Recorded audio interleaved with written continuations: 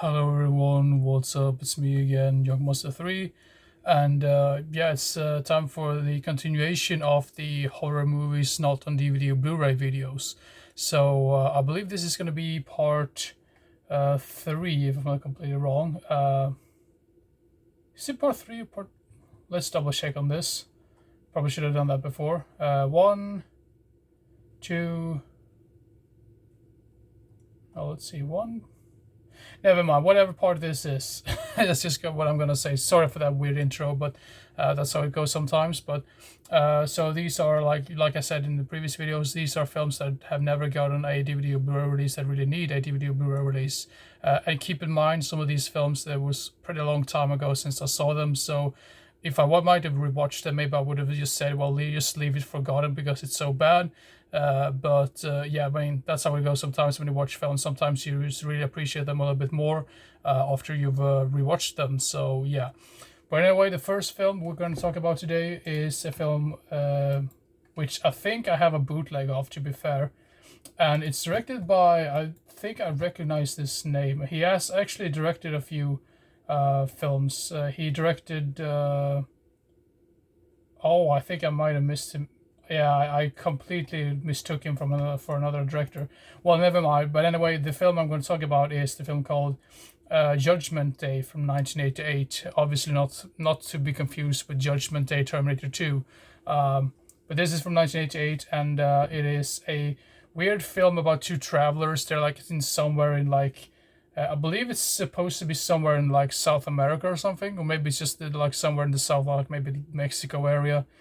But and they go to this town, and they suspect there's some really strange things going on there, because most of the citizens in this little village, they pretty much tell them you can't go out during nighttime or whatever. You just need to hide, and you just need to get inside. And obviously they just think that is just hocus pocus, like really stupid things like going on. So they decide not to seek shelter, and then obviously they know the reason why they should stay in hiding, so to say. I'm not going to say anything else than that, but I mean, I think this is a very atmospheric film. I mean, it can be dull at times, but it has a special type of atmosphere, and I just really feel like this is definitely a film that I would love to see get a restoration or something, because I mean, most of the prints that I've seen of this film has been some really bad copies, like pretty bad picture quality and stuff. But then again, this is a film that is stuck on VHS, I believe. So, and I do believe like that VHS tape is probably really like sought after in today's market or whatever. So I find it quite weird that apparently this was rated PG-13, which really surprises me. I mean, especially when you think about what's really going on in this film. So but like usual, if there's any of these films you want to know more information about, I'm going to leave you the IMDb links to each and every one of these films in the description eventually. So yeah. Now let's see here. The next film is a film, once again, I think this is yet another one of his films. I think we've talked about one previous film of his called Satan's Princess, and I'm talking about Burt I. Gordon. And it's this film called Burned at the Stake from 1982. And once again, it has a similar type of vibe to it. It's sort of like this whole like weird satanic type things, like the theme of the film in general. So it's sort of like a thing where you actually first you see like this present day type thing, when what really happened like in the 1692, I believe, and then they cut to 1980. Yeah, it's one of those films. If you know how I'm describing this film, you probably know what type of film you're going into. Obviously not the best one in the world. It can be a little bit of a drag from time to time. But I mean, it has once again, I'm going to repeat myself over and over again when it comes to some of these films. So this is yet another one which is really atmospheric. And I think it's a little bit hilarious that most of those films that Burt I. Gordon directed in his later years, and especially like those in the 80s, were dealing with like satanic stuff in general. And maybe that's the reason why they've never been released. I'm not really sure if that's really the case, but it almost feels like it, to be fair. So, but anyway, yeah, Burn at the Stake from 1982. Yeah, the next one right there. Let's see here. Then we have a film from 1984 called Interface, which is like a comedy, horror, sci-fi comedy type film. But I would barely even say, like, some of the comedy in this one just doesn't work. And this is one film that I could almost not care about at all. I mean, I wouldn't say it's terrible, but it's not amazing either. And I think the film itself is kind of like a disjointed mess from time to time. But once again, with a good restoration, you might change your opinion about some of these films, and especially maybe this film. So, but yeah, I have almost no memory about this whatsoever. But once again, it's a film that, as far as I know, does not have a DVD or Blu-ray release. So yeah, Interface from 1984. Let's see here. Then we have a film by Kat Shea. I'm not really sure how you pronounce her name, but she also directed what's that damn film now again? Stripped to Kill, I believe it was called, which was released in was it the mid 80s or later 80s? Well, whatever. But it's directed by that director, and it's the film called The Dance of the Damned from 1989, and this is a vampire film. And I thought this was quite fascinating and cool for what it was. And this is has a very cool 80s vibe to it, even though it was like towards the end of the 80s. I thought the acting was decent.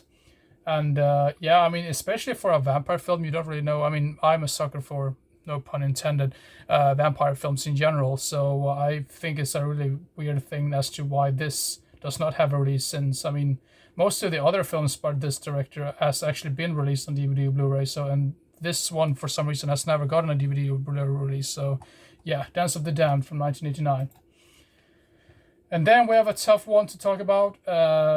This is probably not a film that you would rewatch like on a daily basis. This is sort of like a shock film. And I do believe the only official release of this film was in Japan. It's one of those weird, really creepy, extreme Japanese films that came out like during the late 90s, when there were like so many of those really messed up things in general. And the film is called Celluloid Nightmares, which I do not think is the original title. The original title is Muzan-E, which is sort of like a weird, it's almost like a found footage type thing, really, because it's basically about this she's like a journalist, and she's like trying to investigating in like snuff films and stuff, like what's really going on. And I believe there's some like actress that disappeared, and then she's sort of like on the case as to what really happened with this actress. And they get deeper and deeper into like the truth and like what's really happening. So even though it's a really messed up and really like vile film, it still has some really cool and tense moments in it. And it has lots of C's in it, because this is categorized as like an adult film on imdb, so you probably know what you're getting in for. So you could almost compare this with Tumbling Doll of Flesh in a certain way. It has a very similar vibe to that. But I would say, I mean, the storyline for what it is cool and really eerie and creepy, especially if you know that there's probably some stuff like this going on in real life as well. In some country, I don't really know what country. I don't want to say any type of country that this is going on in, but you get what I mean. But the one thing that I just didn't care for about this film is the very end of the film, where there's like a twist towards the end, and I just did not like that twist one bit. That was just stupid and really retarded in my personal opinion. But as for the film itself, I mean, up to that point, I think it's very tense and creepy and vile little film. So, and then again, I think this is probably a film that would probably never get released on DVD or Blu-ray, unless Massacre Video releases this on DVD or Blu-ray, because I do believe they did release Tumbling Doll of Flesh on DVD. So there might still be a chance that they release something like this as well. So yeah. Muzan-E, also known as Celluloid Nightmares, from 1999, yeah. And then we have a film by David A. Pryor, good old David A. Pryor. This is a sort of like I mean, you could almost argue, is this really a horror film? I mean, it's a mix between like horror and action and like war type thing. I mean, he really likes to mix like Vietnam type things with like all types of other genres in general. So you probably know what you're getting in for with this one. But the premise for this film itself is what really like I'm interested in. And now I've not even told you the title of the damn film yet, but it's the film called The Lost Platoon, which I would say is almost like a mix between The Lost Boys and what other film was that? The Platoon, maybe? This is a weird thing to say, but it's sort of like a war film with vampires in it. I mean, that's the best way to describe it, really. So it's a very interesting concept and a very interesting, like, storyline, I would say. And I mean, the execution might not be the best one, and it's really lacking some action scenes from time to time. But I think the premise itself is what really makes this film really stand out to me. It could have been done better, but it's still a very entertaining film for what it is. And if you do like your other like David A. Pryor schlocky type films, you probably will enjoy this one as well. But as of today, I still do not think this one has a DVD or Blu-ray release. And if I'm completely wrong about some of these films, please let me know in the comment section if any of these films have a DVD or Blu-ray release. And when I say that, I mean official DVD or Blu-ray releases and not bootlegs. So yeah, the Lost Platoon from 1990. Then we continue with the weird satanic worship type films. I have a feeling this is just a weird like common thing with some of these films, that they have not been released on DVD or Blu-ray just because they have that type of subject matter like stuck to them. But it's a made-for-TV film, and I would say this is one of the better made-for-TV films. I mean, made-for-TV films sort of like a bad reputation in general, but I usually say like made-for-TV films from the 70s, 80s, 90s were really, really great and entertaining from time to time. Of course, there could be some stinkers like here and there, but there was still some like really cool atmosphere and like vibe to them in general. And once the 2000s came along, that just completely like got destroyed when it comes to some of these films. So, but anyway, then the film I'm going to talk about is the film called Midnight Offerings from 1981, and this one has Melissa Sue Anderson in it. I think she's been in other like, I think it was like comedy things and stuff like that, but she was also in Happy Birthday to Me. I think it was the same year actually, and that's such a really entertaining slasher film if you haven't seen that one. But Midnight Offerings is, I mean, I would say the biggest problem with this film is that it's a little bit too long for its own good. But once again, really great music in it as well. I would say the score is cool. The acting is decent enough for what it is, especially for like a made-for-TV film in general. So, and yeah, Midnight Offerings, I don't really know what else to say about it. But yeah, Midnight Offerings from 1981 definitely deserves a DVD Blu-ray release.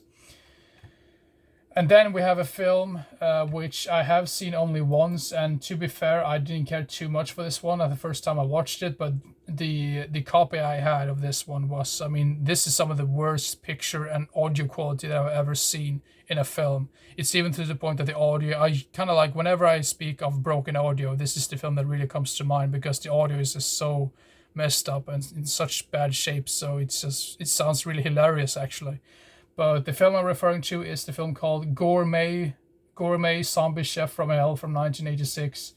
I remember when I watched this with one of my friends, and we always laughed a little bit about it because we both watched it on YouTube, and we both were like talking about, I mean, especially I think I said that it almost felt like some guy found this film in someone's attic or something, and it's been laying around there for quite some time. But yeah, I mean, I do remember that some of the blood and gore effects in this one was really like entertaining and cool for what they are. But as of everything else, that is probably the biggest highlight of the film, to be fair. So for any of you gore hounds, you might like to check this one out. And it's not very long either. It's only like about 1 hour and 10 minutes or so. So yeah, Goremet, Zombie Chef from Hell from 1986. Let's see here. Then we have another 90s film. And I do believe this was actually like, the production of this film, I believe, started in the 80s, but this was not released until the mid 90s apparently. But the film is called Blood and Donuts from 1995. I mean, when I say 1995, it's according to imdb, so just to make that clear. But